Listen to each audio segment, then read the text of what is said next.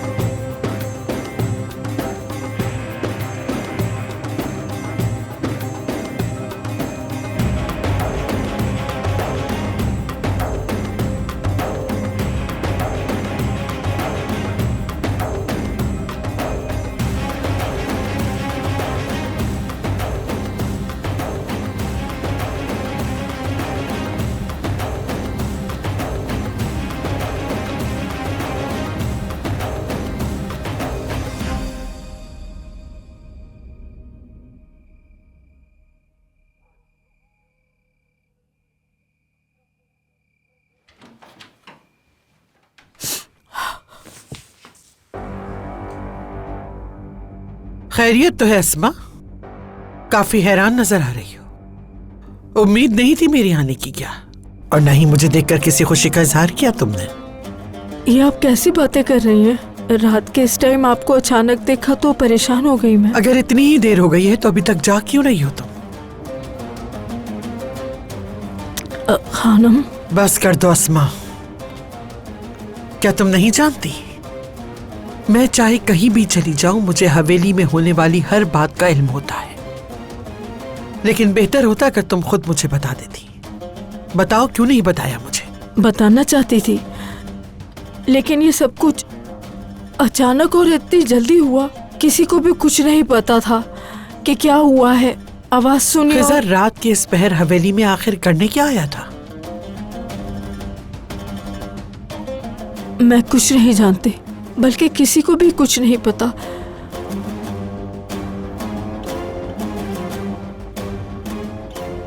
खानम, आपको कुछ बताना था। एलिफ,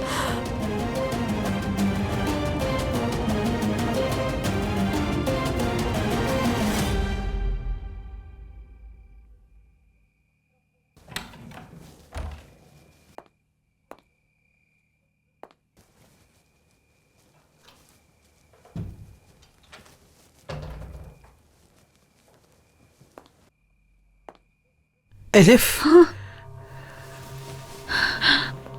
दादी जान, तुम ठीक हो बेटी? क्या हुआ है तुम्हें? तुमने खिज़र की सीढ़ियों से गिरते वक्त कुछ देखा या सुना था, इसलिए तुम्हारी ये हालत है? हाँ? डरो नहीं मेरी बच्ची, बताओ मुझे। तुम तो अपनी हर बात अपनी दादी को बताया करती थी, है ना?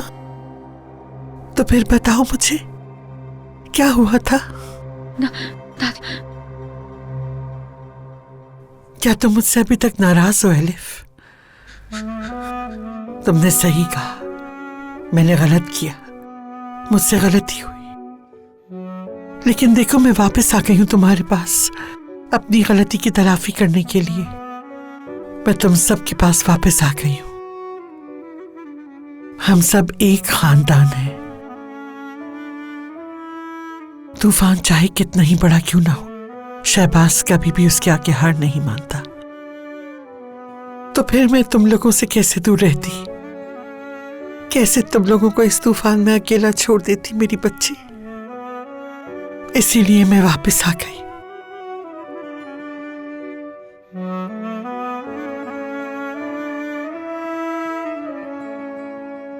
मुझे अकेला मत छोड़िएगा। एलिफ, मेरी बच्ची,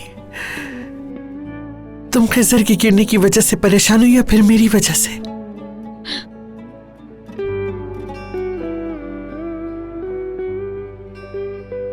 बहुत कुछ बदल गया है दादी जान, बहुत कुछ बदल गया। मैंने बहुत बड़ी गलती की।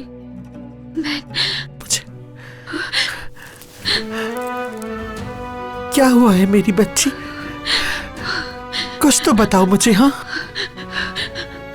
क्या तुमने खिजर को गिरते हुए देख लिया था? बताओ मुझे मेरी बच्ची।